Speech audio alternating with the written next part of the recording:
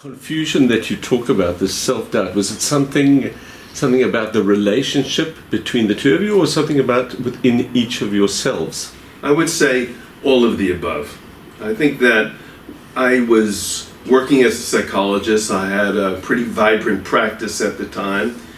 I was developing a pretty good skill set as a psychologist, but there was something about having to be the expert, providing answers for other people, when I myself was filled with questions. And there was a certain level of hypocrisy about all of that. Not that a psychologist has to be perfect, but I felt like I didn't know enough. I mean, I learned a lot in graduate school. I was a good student, but I didn't know enough about life. And I think Deborah felt the same. And also our relationship, we were on this professional track that was, in some degree, we were moving in parallel fashion, but we were not coming together.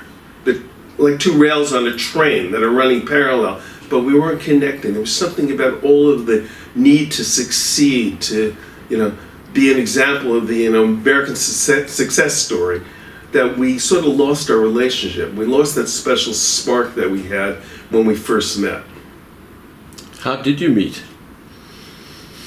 Well, that's an interesting question. We met on the dance floor at Antioch Graduate School in the summer of 1974.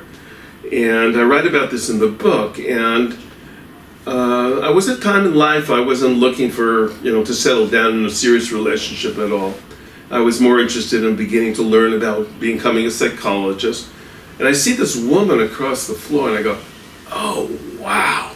But not, oh, wow, like, she's this, supermodel type. Oh, wow, because she's way beyond a supermodel, okay?